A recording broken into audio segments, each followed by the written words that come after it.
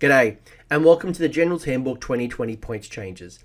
It's the coach here, and in this video I'm going to highlight the match play points increases and decreases found in the latest Generals Handbook. If you are new to Warhammer Age of Sigmar, the Generals Handbook is an annual publication which introduces new ways to play the game and changes like adjustment in points, modification to scenarios, as well as new rules. Other than the changes that I'm going to discuss in this video, you will find a whole bunch more in the Generals Handbook. You will find rules for narrative and open play, as well as match play. You'll find rules about having battles in the sky, building your own custom hero, as well as information to create a team's battle. If you are interested in those types of things, do check out the Generals Handbook, and there will be another video that I'm going to highlight the other changes in match play. As we go through some of the points changes in the Generals Handbook, as well as you read your own book, you will find that some of your lists that you may have run last year may no longer fit. You may be 10, 20, 30, 50 points over your points allocation. Or you may find that you're going to come under points, and now you've got a whole bunch of new points. You can add a new model, a new battalion, a command point, some things that you may not have been able to do in previous iterations of the list. Observant players are going to notice that some of the changes in the Generals Handbook are changes that were already made in the December 2019 FAQ. So in this video, I'm only going to focus on what has been updated since that point. So I'm not going to go over old ground. So without further ado, I'm going to go through the changes from the Generals Handbook to points. So just a little quick note before we deep dive, the Generals Handbook 2020 has a whole bunch of armies that are not going to be involved in the publication of the book. So what do I mean by that? The Slaves to Darkness, Disciples of Tzeentch, Ossiarch Bone Reapers, Ogre Maw Tribe, Cities of Sigmar, Kharadron Overlords, Auric War Clans, and Seraphon. All of these battle tomes are going to be updated in a PDF by Games Workshop on their Games Workshop website after the book. So if you're looking through the book and noticing that your army didn't change, it's not that you're not getting a change, it's just that it wasn't featured in this book. So the points adjustments will be coming very soon. If you are watching this video in the future, obviously this video has been recorded prior to the publication of that document. So the first thing I want to acknowledge is maybe some more things that are quite generic. So when it comes to things like Malign Sorcery, Forbidden Power, and some of the other resources available, there were a few changes that sat outside of the battle tomes. So from a generic endless spell point of view, we only saw one endless spell change, and that was the Soul Scream Bridge that came from Forbidden Power. Now that used to be 80 points, it's gone up to 100 points. So there's been an increase of 20 points. A side note, it wasn't worth me writing on the document because I don't think I've ever seen anyone run it in the past, but the Penumbral Engine terrain piece, again a Forbidden Power tool, has dropped 10 points. So I think it was 100 points before, it's now down to 90 points. On top of that, some of the models that have received a decrease that don't sit in a battle tome, things like Nighthaunt players will get really excited about the Mongol, which is a Forge World model. It has gotten a slight decrease. However, while the Nighthaunt players start to cheer, the Bone Splitter players are going to probably cry because their Rogue Idol, a model they love to double move, triple move and fly, it has had a slight increase of 20 points. However, I'm sure for something like the Rogue Idol, you Bone Splitter players will find the 20 points to keep that Rogue Idol in your list. Let's look at Chaos first. The first thing from Chaos, working from top to bottom, is the Beasts of Chaos. And if you are a Beasts of Chaos fan, good news, because you'll probably notice, and to no surprise, Beasts of Chaos had slight decreases across the board. They had 4 battalions who received decreases in points, and if you are more of a Thunderscorn player, you like your Dragon Ogres and your Dragon Ogre Shaggoths, you did get some additional points relief as well. I love the Cockatrice and I love the Chimera, not in particularly in games, but certainly I love the models. So again, a few more incentives to run the Chimera and the Cockatrice. When it comes to Blades of Khorne got a whole bunch of points changes in the December FAQ. So it's probably no surprise that there is not a lot in the General's Handbook that you probably didn't already know. The big change is going to be the Korne dragon, that mother of a model, that massive, massive dragon. It has gone down from 1,200 points down to 1,100 points. So that additional 100 points, I have played against a couple of armies that have run that Korne dragon in the past. And in a 2,000 point battle where you've got 1,200 points tied up in one model, it is very hard to run something other than the Korne dragon. So I'm sure that additional 100 points will be a relief, especially to add potentially some more battle line or some more bodies to that massive, massive dragon. When it comes to the Hedonites of Slaanesh, they took a sexy beating with a whole bunch of points increases across the board. Those depravity generators like the Keeper of Secrets, Shalaxi, and the Contorted Epitome all see increases across the board. However, the one that really interests me out of this particular list is that the Demonettes, while they didn't change in points, they did lose their massive regiments discount. So if you were someone that was running a block of 30 Demonettes, you will notice that you no longer get a discount for running that maximum unit size. You also saw Hellstriders and Fiends get a slight increase as well. On top of that, not only did you get a beating in some of your points for your units, you've also got a little bit of a beating when it came to some of your other pieces. So you had 3 battalions go up, the Hedonite Host, the Seeker Cavalcade, and the Supreme Saborites. Those battalions all got a slight increase, as well as the Wheel Endless Spell got an increase as well. So if you are a Slaanesh player, you may want to go back to the drawing board and seeing how some of these changes will impact your list, when you also consider that things like malign sorcery artifacts like the Thermal Rider Cloak, which was a staple to the Keeper of Secrets, has been removed. So maybe don't look at those points increases and just try to manipulate your 2K list. Maybe go back to the drawing board and see what's now the new best option for you Slaanesh players. When it comes to Maggotkin of Nurgle, while Slaanesh players got a little bit of a beating, it is absolutely a wonderful time in Nurgle's Garden because you got points decreases across the entire board. So the Wrath of the Everchosen gave you Blight King players especially some sneaky little boosts, and I already have played a whole bunch of Blight King lists, and they are definitely stronger thanks to the Wrath of the Everchosen for things like the Drowned Men. However, you will now find you have some extra points because you have found things like your Blight Kings have gone down in points. But fear not, if you are someone who likes to run your Plague Bearers, or you're a Great Unclean One kind of person and you love your Thricefold battalion, you also got points decreases. You can see there's just absolutely points decreases for days if you are a Nurgle player. If you're a Skaven player, most of your army got a decrease as well, except if your name was Warlock Engineer. So the Warp Lightning Vortex, that wonderful endless spell that caused nightmares when it very first came out, it did get a little bit of an FAQ nerf back in the day. However, it has reduced in points. So it's gone from 100 points down to 80 points. I'd probably argue it's still a little bit too expensive given the rules changes from 12, 18 months ago. A few other interesting changes, from my opinion, is the Scryer Acolytes. Their maximum unit size went down from 30 to 20. So you can't have, I'm not sure if you're running, I know Dan Brewer out there was running 30 Acolytes. You can only do 20 now. And your Storm Vermin lost their massive regiment discount. So they did go down to I think, 20 points or 10 points. They went down a little bit. However, they did lose that massive regiment discount. So probably balance out if you were running a massive Storm Vermin list. We'll talk about Order next. And when it comes to Order, we'll start at the top, which is Daughters of Cain. And they've really had a bit of a mixed change. You know, the Hag Queen on foot went up slightly. However, the Hag Queen on Cauldron went down.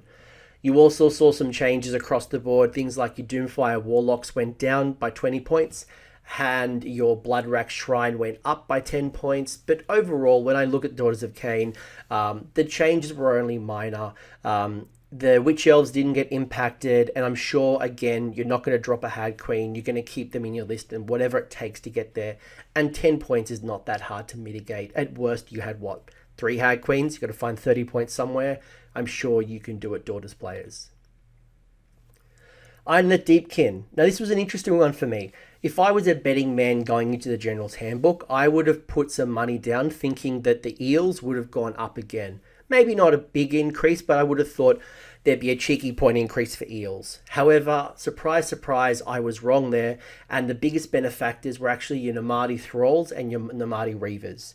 So your king got a little bit of a decrease as well, which is great. Lotan got a bit of a decrease, and as much as I love that octopus, I'm not sure how many people are going to run out and run Lotan and Oki with that 10-point decrease. But overall, I think there's some nice little incentives. Volturnus as well got a little bit of a point decrease.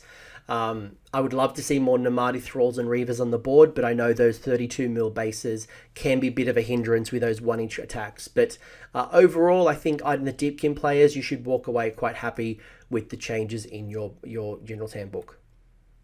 When it comes to the Fire Slayers, again, if I was a betting man, I would have thought that the Hearthguard Berserkers would have had a points increase. We did see a bit of a change in the last General's Handbook, or it was the December FAQ, where the Hearthguard Berserkers went down from a block of 30 maximum down to a block of 20. However, most of the Fire Slayers that got changed actually were decreases. So all 3 of your Magmadroth varieties all went down. Lords of the Lodge went up by 10 points, which probably isn't a lot in this grand scheme of things. I haven't seen a lot of Magmadroth players running around lately. Certainly the little naked dwarves running around is the more popular build at the moment, especially under Lords of the Lodge. However, maybe those point decreases may incentivize some more Magmadroths on the table. Stormcast. If you are a Stormcast player, if you are thinking about buying Stormcast, it is a great time to be a Stormcast player. If you are an old Stormcast player, dust off those models, because I feel like Oprah right now, because Aetherwing's got a points adjustment, Prime got a points adjustment, Liberator's got a points adjustment, Evocator's got a points adjustment. I feel like Oprah, you get this, you get this, you get this, everyone gets a points adjustment. I think you get the idea by now.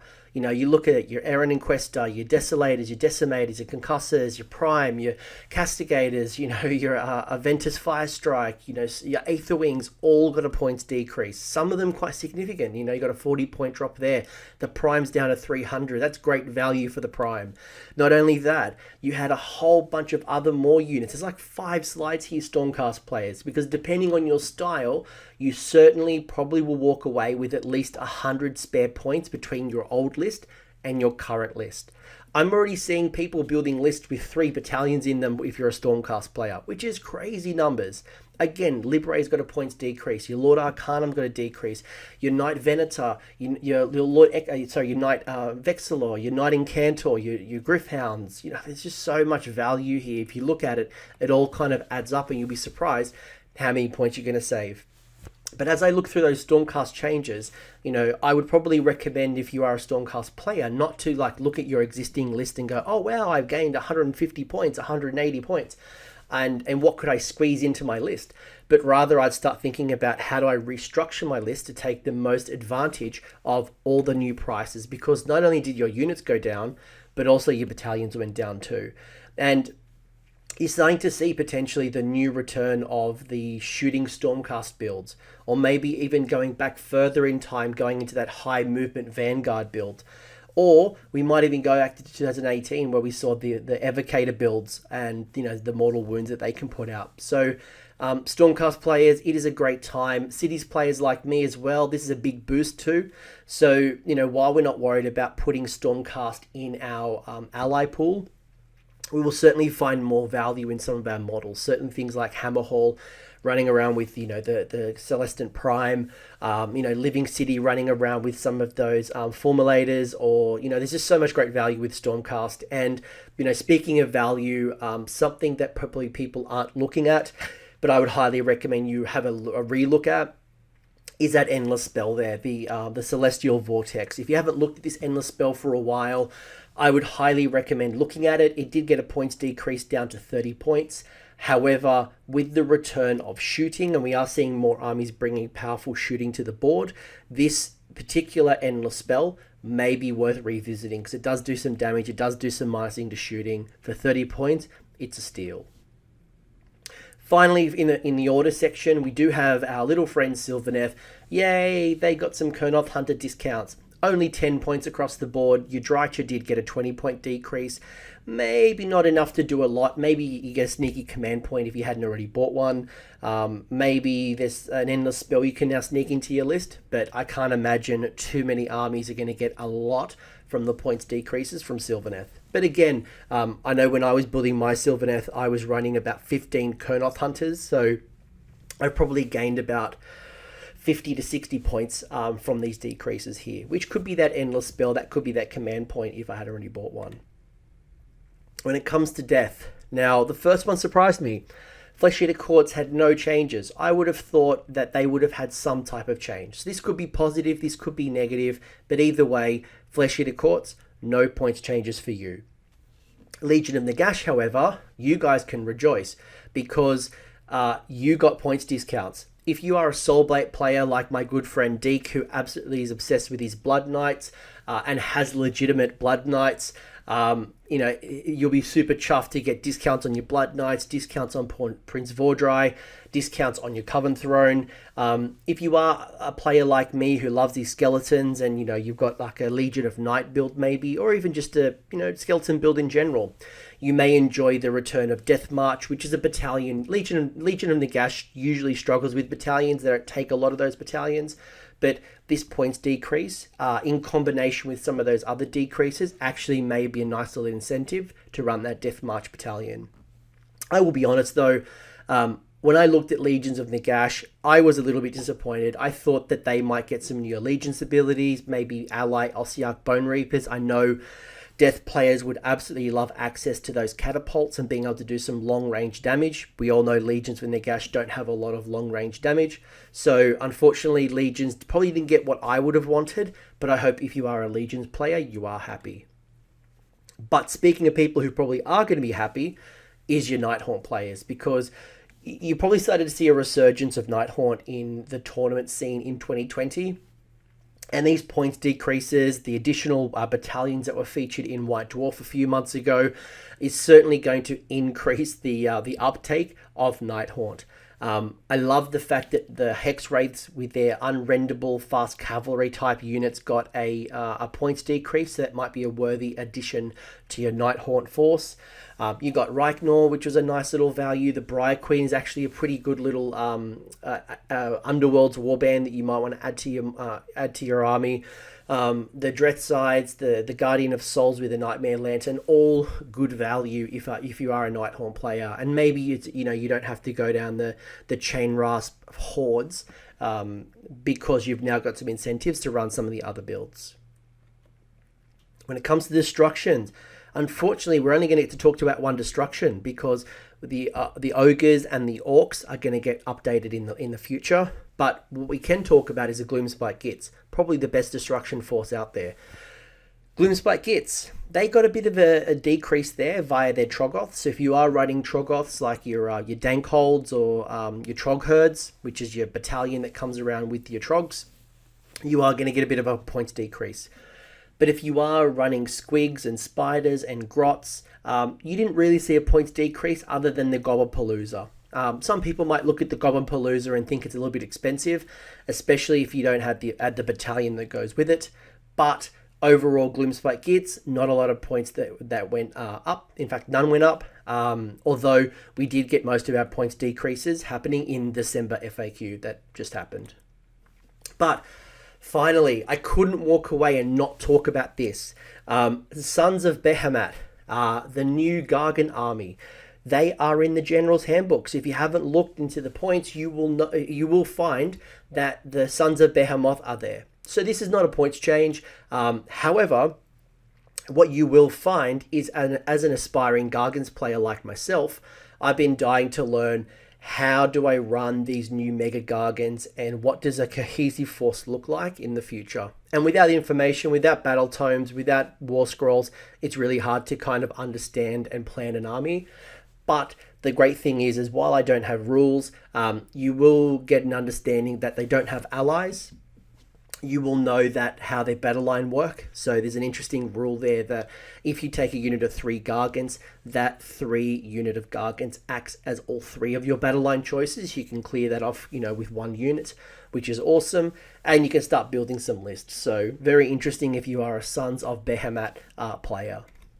So there are all the changes that we know so far. Obviously, we mentioned as well the Slaves to Darkness, Ossiarch Bone Reaper, Cities of Sigmar, blah, blah, blah, blah, blah, blah. They're all coming in a PDF after this video, hopefully soon. We don't know when, but there will be an update in the near future. So I would love to know how these changes have impacted your match playlists. Did you gain any points, and what are you thinking about doing with those additional points that you've gained? If your list is now over your 2,000 point, list that you would normally run, what are you going to pull out? How are you going to change it? Is there anything in your army that's now incentivized to add? Something that was a bit expensive, but now is actually worthwhile. If you've got some ideas, if you've got some thoughts, or if you're surprised by some of the changes, I'd love to hear from you in the comment section. I'd love to learn how these changes have impacted you and how you're starting to think about your list creation moving into the Generals Handbook 2020. G'day, I hope you enjoyed that video and you're left with some new ideas. One of the biggest ways you can contribute to AOS Coach is by liking the video you just watched and leaving a comment in the comment section. This lets YouTube know this is a good video and it should recommend it to other hobbyists. If you'd also like to support the channel even further like these bloody legends, go check out AOS Coach on Patreon. Otherwise, don't forget your triumph.